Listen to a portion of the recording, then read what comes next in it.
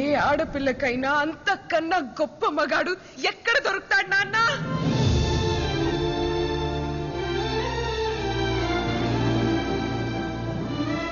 మా టీచర్ చెప్పింది నాన్న, మగతనం అంటే నువ్వు అనుకున్నట్టు రెండు కాళ్ల మధ్య ఉండేది కాదని, మగాడి నరాల్లోనూ ఉంటదని.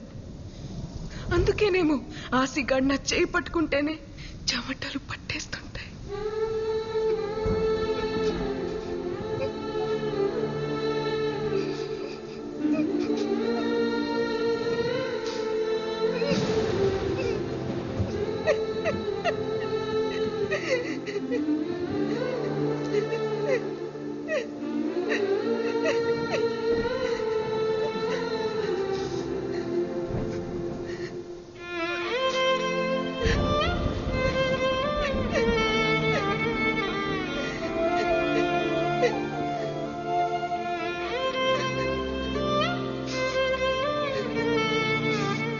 ప్రేమంటే పట్టుకోవడం నాన్న, వదిలేయడం కాదు. అయినా ప్రేమ గురించి మీకేం తెలుసులే. మంచం పట్టిన తర్వాత ఒక్కసారైనా ప్రేమగా పట్టుకుని ఉంటే మీకే తెలిసేది వదిలేయడం ఎంత కష్టం.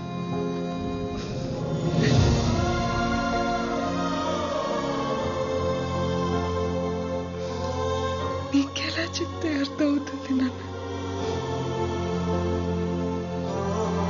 ఆ సిగడు నా మీద పడుకోని అవసరం లేదు.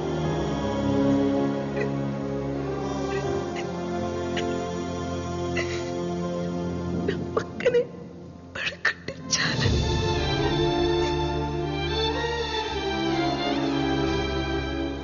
దానికోసమే నేను వెళ్ళిపోయానని మీరు అనుకుంటే ఆడితో ఒక రాత్రి మొత్తం గడిపాను. ఆ అనుభూతి చాలు ఈ జీవితం మొత్తానికి.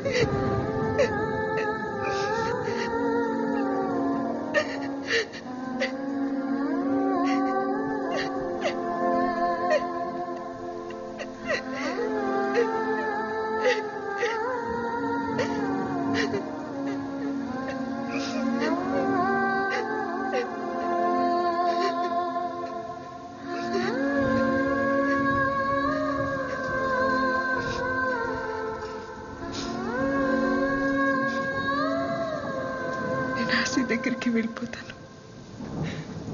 ఆశీర్వదించండి.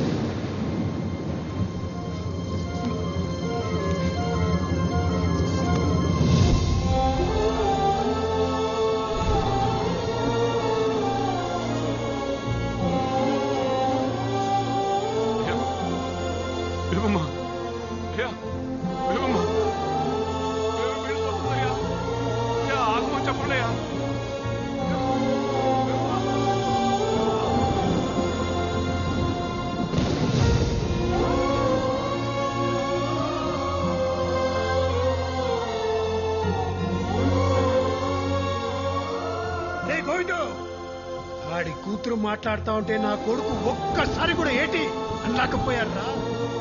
ఎందుకురా దాన్ని ఆపుతావు? వదిలే.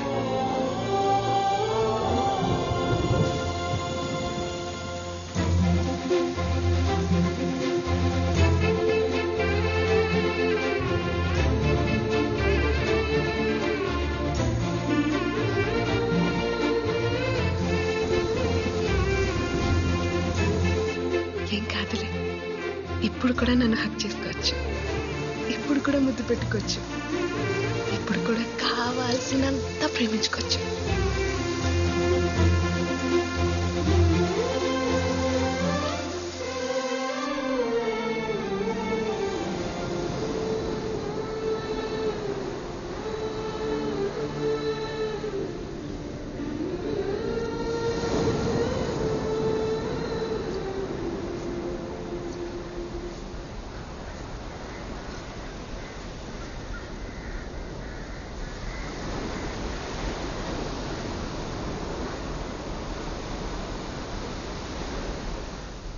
పిల్లలు అడిగానని పంపించేస్తావా? పిల్లలు కావాలంటే నీతో కావాలని ఆశి, వేరే వాడితో కాదు. అది కాదు భీమమ్మ. పరమేశ్వర కాపాడు తండ్రి. తాతయ్య, దేవుడికి చేయలేదు కదా, మరి వరాలిస్తాడంటావా? రాయి పాడైపోయినంత మాత్రాన దేవుడు పాడైపోతాడేంటి తల్లి? లోపల దైవత్వం ఉంటే విగ్రహం ఎలా ఉన్నా పర్వాలేదమ్మా. ప్రేమకు దైవత్వానికి అంగవైకల్యం ఉండదు తల్లి.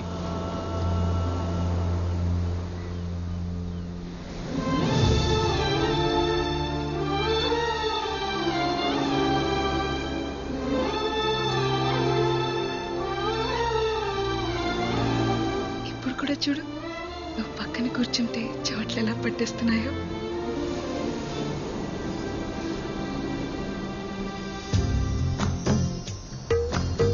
రాయను ఆశీగాడిలో మగతనాన్ని చంపేసిన మగాన్ని మాత్రం చంపలేకపోయాడు. మనిషి మనసు సముద్రం లాంటిది, అందులో పుట్టే ప్రేమ ఉప్పెన లాంటిది. సముద్రానికి హద్దులుండొచ్చు, ఉప్పెనకి ఎవరైనా హద్దులుంచగలరా? అందుకే అన్ని హద్దులు దాటి బేబమ్మ ఆశీతో వెళ్ళిపోయింది. ప్రేమతో కూడిన ఒక్క స్పర్శ సరిపోదా ఒక జీవితకాలం మొత్తానికి.